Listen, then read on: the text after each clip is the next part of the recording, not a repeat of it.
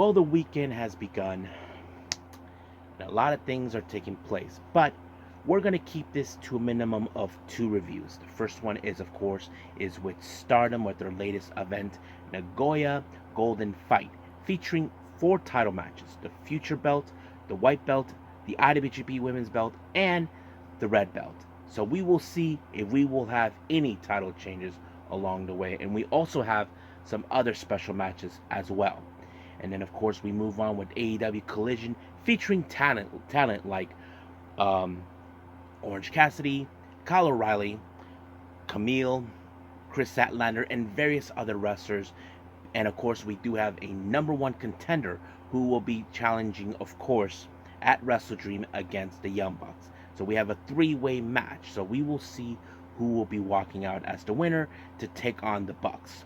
And then, of course, we cap up our episode with a very, very short news update. So give you guys updates what's been happening in the world of pro wrestling, such as what events the promotions are thrown out, who's booked, what matches are set, including developments that are happening in the world of pro wrestling as we speak. So, let's get ready for another episode of Deleted Wrestle Zone.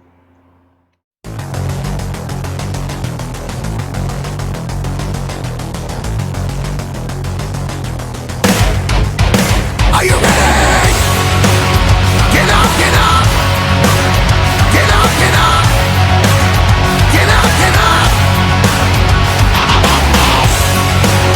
Get up, get up! Get up, get up! Get up, get up! Hey everyone, welcome to Deleted Wrestle Zone, all things that is pro wrestling with AEW, NXT, New Japan Pro Wrestling, TNA, the National Wrestling Alliance, various promotions, wrestlers, matches, and championships. I am your host, J Rod here. So, if you are new to the channel, welcome. This is a channel where we do a lot of pro wrestling reviews from various promotions, not only here in the United States, but also in Japan, Mexico, Canada, Europe, the UK, anywhere in the world where pro wrestling is not as big, but it continues to grow. We also, of course, do discussion videos, talk about various topics such as the wrestlers themselves, the promotions, factions, storylines, whatever we want to talk about. We also, of course, do more news updates. If certain information was unable to be on this episode, I can put it on the next episode or on a separate video by itself. We also, of course, do real-timing news updates to keep you guys on alert if something has happened in the world of pro wrestling that needs to be addressed ASAP. We also, of course, got the Nagi Sayaka Watch and various other cool wrestling content as well. So if you like what you see, please subscribe to us or click on that subscribe button. You'll be getting a lot of daily reviews and other cool wrestling content as well. But if you like this episode, please give us a like on the like button or a nice comment in the description down below. Now, all introductions have needed said. I believe it's time to, of course, take off. So, let's begin with our very first review, and this is from Stardom.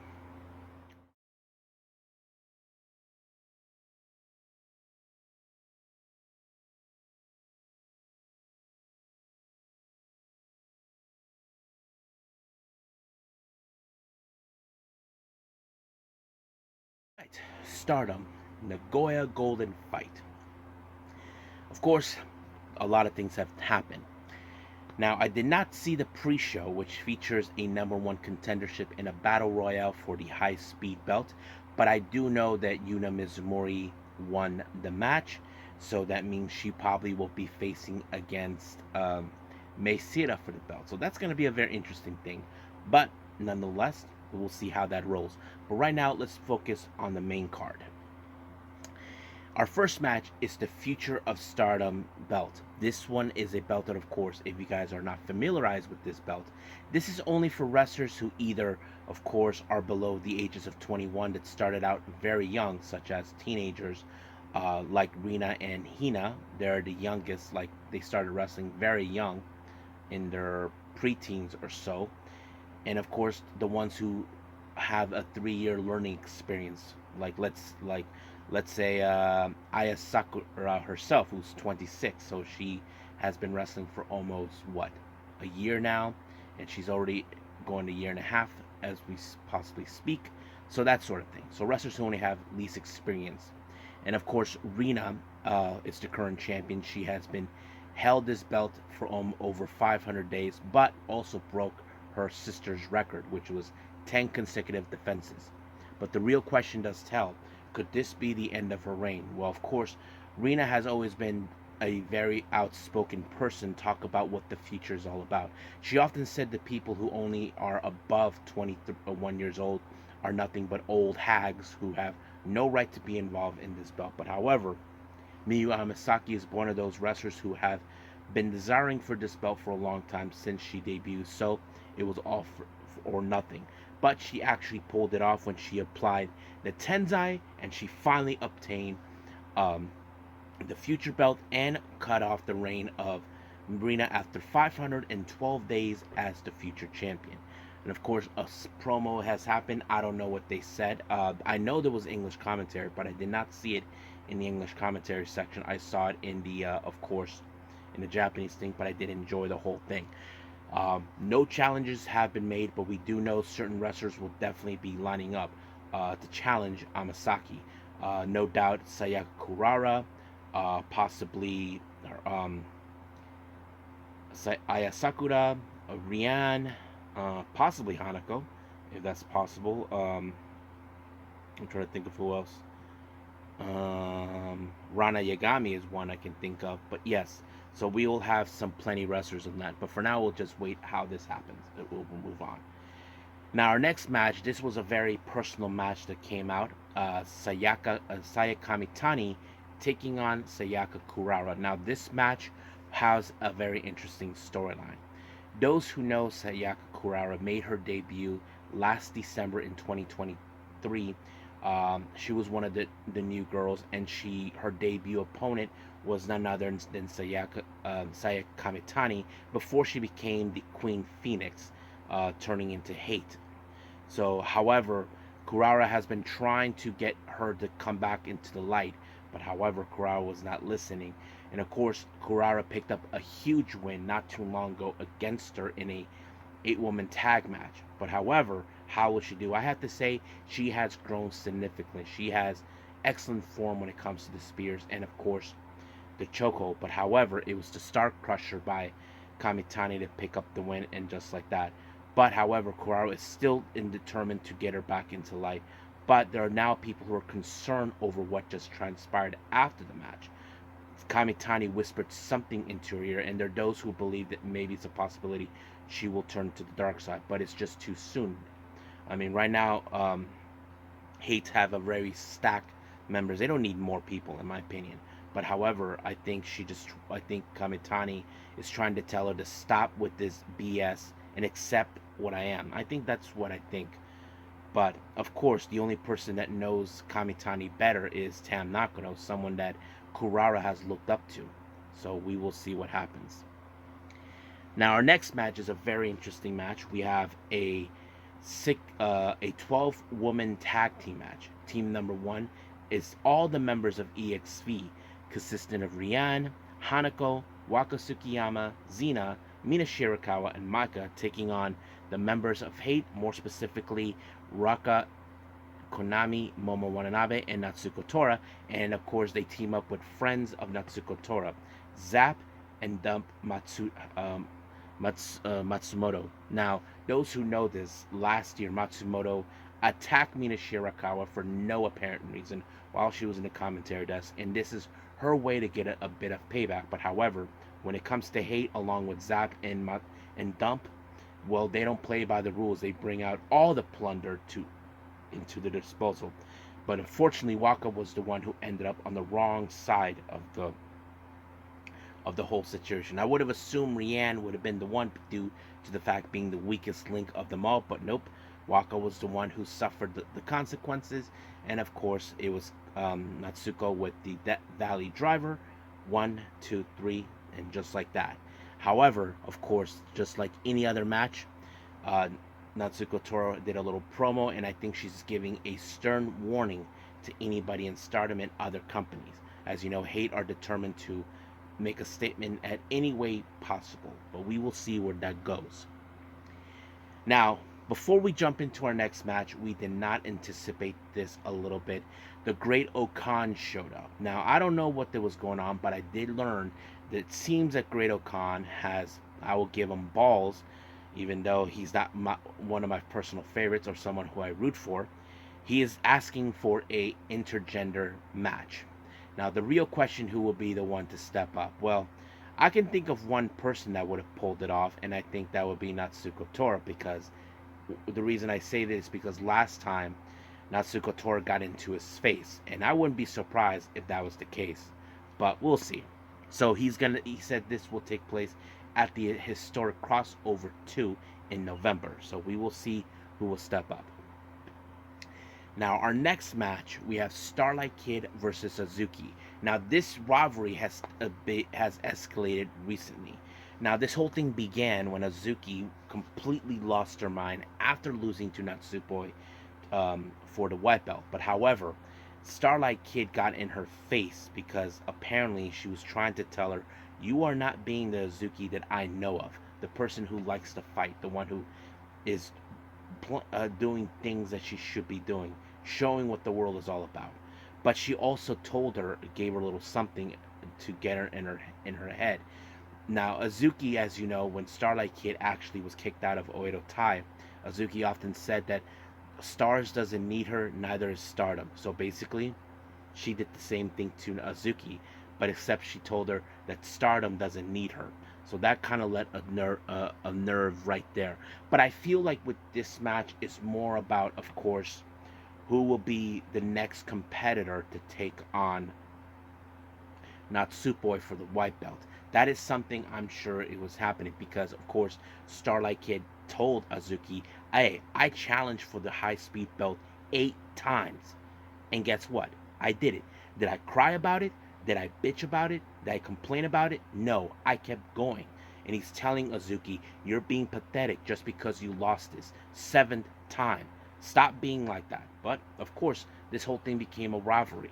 And it escalated in every way possible. But, however, Starlight Kid was able to pick up the win when she applied a somewhat of a victory roll onto her to pick up the win. But, however, apparently Azuki decided to take it a little too far in the post-match when she ripped off Starlight Kid's mask, and she was happy about it.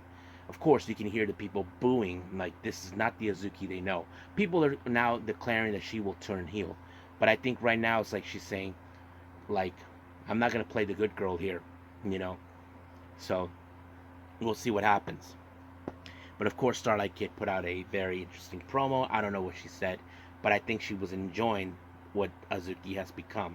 She's finally being herself. But I don't know what Stars would make of it. I don't know what Mayu would think, or Koguma, Hanan, Ida, and possibly, of course, Momo Kogo. But we'll see. Now, our next match is a 4-way tag team match. We have Star members Saya Ida and Hanan, better known as Wingori, versus God's Eye members Lady C and Shuri, versus Neo Genesis, Azumi and Mei Sira, versus Cosmic Angels, Aya Sakura and Saori Anu. Now, of course, a lot of things could happen in this particular match in every way possible.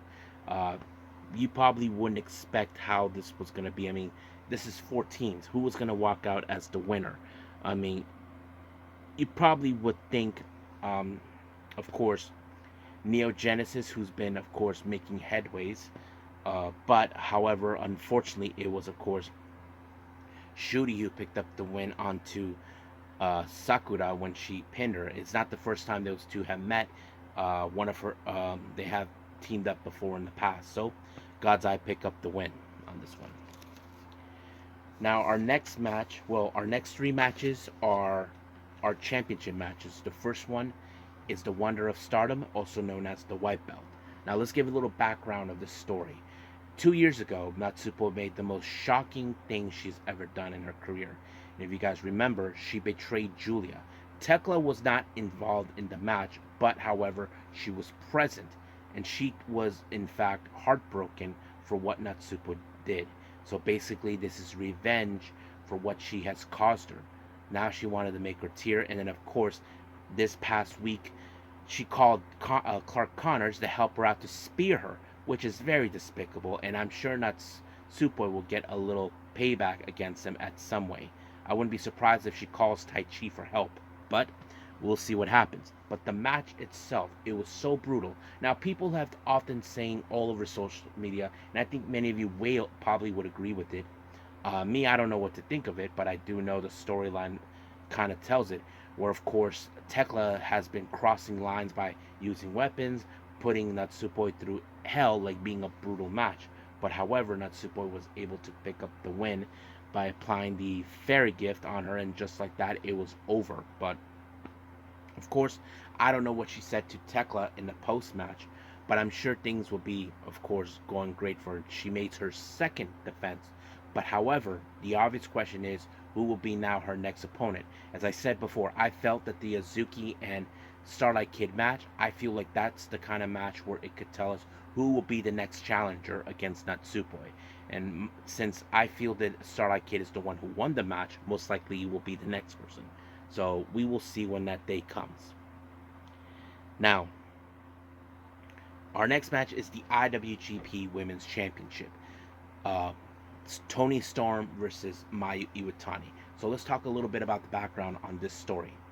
In 2017, Toni Storm, before she was timeless, she was in a match against Mayu for the red belt. However, 2 minutes into the match, Mayu ended up being injured, but Toni Storm won the match by default by allowing her to be the red champion. However, many people have often said that this was a mistake. I mean, for Toni Storm, she feels, in her honest opinion, like maybe they're right. Maybe this was a mistake. Maybe this shouldn't have happened. That she didn't beat her the proper way. So this is more of, how do I say, to rectify that mistake. And the only way to do that is by taking away the IWGP Women's Championship. So this was going to be a brutal match for Mayu, because of course it's been a long time since those two has crossed paths, but I'm sure she is not too sure what to think of her now, from the person she knew back in the day to the person she is now. But however, Mayu, being the icon she is, she wasn't going to let that stand, and she applied a poison rana that allowed her to pick up the win. Now, I don't know what happened in the post match, but they found some newfound respect. However, Toni Storm's next journey will be heading to Mexico for CML, and I think the obvious question to that, she may be targeting the CML Women's World Title, but we'll see where that heads. Now, our main event is the World of Stardom, better known as the Red Belt. We have the challengers Zuzu Suzuki and Tam Nakano. Now, this was a match that we expected, that we waited for almost a year. Now, let's talk a little quick about the backstory, about what happened. Last year, Tam Nakano was the Red Belt champion after defeating Julia. However, as you know, Zuzu has been making a play for the Red Belt. She has defeated Tam Nakano during the 5-star Grand Prix last year, and of course she and Zuzu won that. However, we were expected to have their match take place, but due to the circumstances that happened last year, Tam Nakano was not in no condition to wrestle due to the fact that she ended up being injured, and of course she had to relinquish the belt. This has resulted, of course, to Zuzu to make a play again for the red belt, but however that resulted in Maika winning, leading to that. And of course, Zuzu hated Tam Nakano for what she did and calls her a fraud, and she is determined to cancel the Road to Tam Chapter 2. And of course, I gotta tell you, this match was brutal. Zuzu was determined to bring everything to her, do the most damaging things that could break her in half. But Tam has always been resilient. She was not afraid, no matter what she goes through, either through a table or get whacked by a table or whacked by a chair. She did everything. But however, in the end, it was the Twilight Dream by Tam that allowed her to pick up the win, and of course making a very good, strong defense. So basically, she has done it. Now the real question is, who will be the next challenger? Now, I can think of many other people that would do it. Now, I would say Maika is on the top of the list as well. I would think Kamitani as well. So would Natsuko Tora, possibly Momo Watanabe. Uh, who would I think too? Possibly Shooty. I wouldn't be surprised.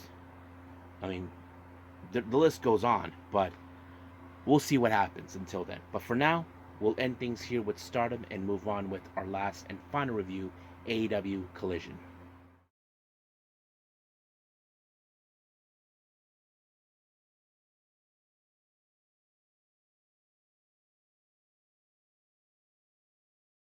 Okay, AEW Collision.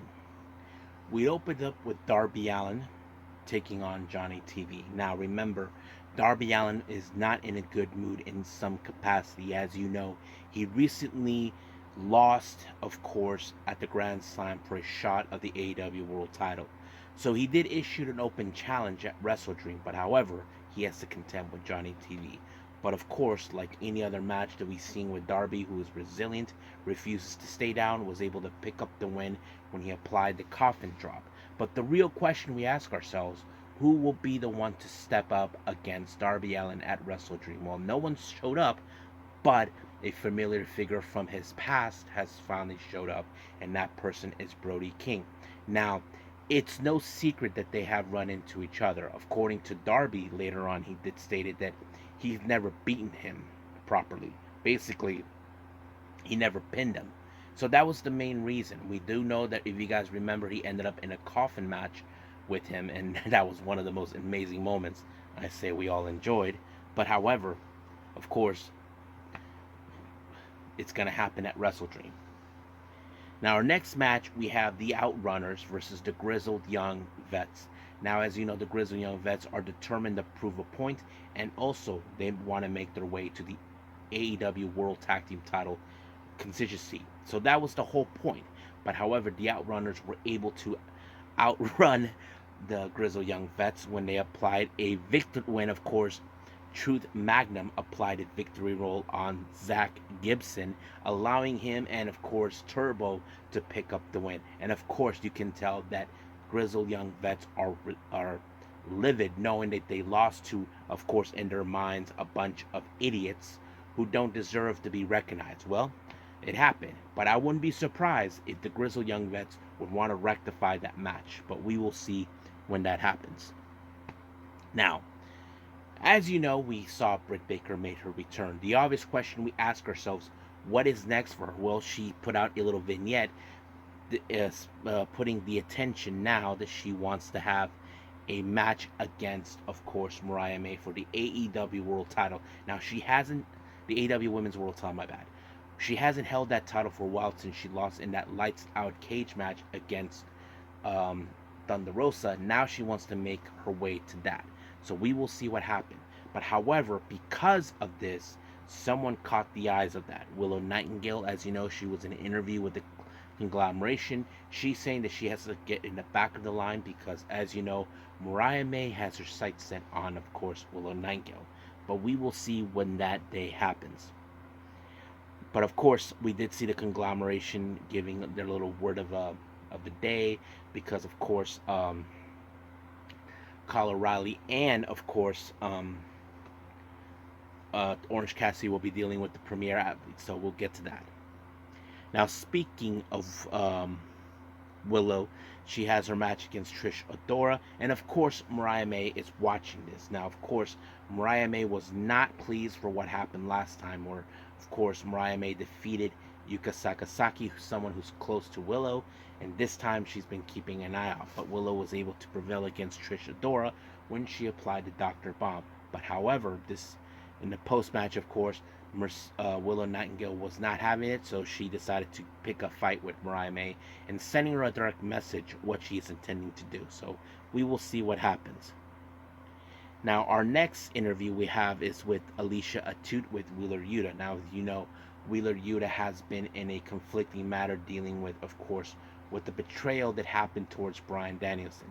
And of course, he had a contempt with Pac, Claudio, and Marina. But however, Claudio was trying to tell him about, of course, this certain thing, from their dynamic as friends and possibly partners. So he's trying to tell him to be on his side because He's never done anything that would be offensive to him, but we'll see. And then, of course, we did see, of course, Lexi Neer conduct an interview with Mariah May, who was not happy how things turned out. But however, Christopher Daniels came up with a brilliant idea that at Wrestle Dream, that there will be a number one contenders, I believe, who will be facing against, of course, her for the AEW Women's World Title. Will it be Willow Nightingale or Britt Baker? So of course, that's going to be interesting. Now, speaking of Wheeler Yuta, he goes into the ring to take on Beef, but we do know that Pac, Claudio, and Marina were watching this. And of course, as you know, Wheeler has been very unhinged after what the situation that's been going on recently around Brian Danielson. So we will see that, but it was Wheeler Yuta with the victory on Beef with a submission that allowed him to pick up the win. Now, we did see a little interview with a Hook with Lexi Neer. As you know, Taz was attacked at the parking lot this past Wednesday, so he is calling out whoever is going to be there. So he's saying that he wants them to show up at Title Tuesday. So we will see what that happens. Now, our next match, we have the conglomeration, more specifically, Kyle O'Reilly and Orange Cassidy, along with Rock Romero, taking on the premier athletes Tony Nese and Arya Daivari, along with Josh Woods and that weasel Smart Mark Sterling. But of course, when it comes to the premier athletes, that weasel Sterling was going to get involved, and that's exactly what happened. But however, things did not go according to plan because Rocky showed up, then Mark Briscoe showed up. But however, it was the beach break by Orange Cassidy onto Nese that allowed him to pick up the win. So that pretty much sets it up. Now, of course, it's no secret that we have seen, of course, Lance Archer go on a rampage, attacking whoever because everybody dies. However, while during his conducting his business, he was interrupted. Well, not in a bad way, but more like a respectable way by none other than the prick Don Callis. So Don asked him a question: is he still represented by Jake Roberts? Of course, he told him yes. So I don't know where he's getting at, but however, that has already been said. Now, of course, Mercedes Moné along with Camille were in an interview with Lexi, of course, talking about themselves mostly. But however, Chris Statlander once again, after being disrespectful towards, of course, being disrespected by Mercedes Moné and Camille, because Camille thinks that, oh, you're not strong, you're not tough. However, of course, that was the case, and Chris Statlander got in her face. So I don't know if that's the smartest move, but we will see. Now, our next match, we have Hologram versus Nick Wayne versus Action Andretti versus Commander. So basically, a lot could happen, but of course, I can tell you at a certain part of this match, Nick Wayne once again was intending to steal the win. It did not go in his favor. It was Hologram with a helicopter type into a Blue Thunder bomb that allowed him to pick up the win. So that was not bad. Now, of course, Lexi Neer conducted an interview with Beast Mortos. Nobody knows what he's saying, but however, the Undisputed Kingdom were not too thrilled that he was hanging out with Rush and his brother, the Realistico. So we will see what happens. I wouldn't be surprised if the Beast Mortos joined them. Now, our next match, we have Chris Statlander taking on Zoe Lynn. Well, as you guys remember, this past Wednesday, Camille took out Zoe Lynn. And now we see Chris Statlander with the Saturday Night Fever that allowed her to pick up the win. But of course, the post-match, Mercedes Moné and Camille sent a direct message towards her. So we'll see what happens for that. Now, for our main event, we have the number one contenders for the AEW World Tag Team titles. We have the House of Black, more specifically Buddy Matthews and Malachi Black, versus Top Flight, Dante and Darius Martin, taking on, of course, the Private Party, Isaiah Cassidy and Mark Quinn. Now, it's no secret that these men will love nothing more to have a shot of the belt. But however, recently we have been seeing some tanglement between both Top Flight and, of course, the House of Black. However, it was Private Party that picked up the win on the Gin Juice onto Dart Martin to pick up the win. But of course, this will be led into the eyes of Stokely Hathaway, who saw the result. But the real question is, what is his end game? Well, we will see when the time comes. But for now, we'll just end things right here and move on to do our last and final thing, news updates.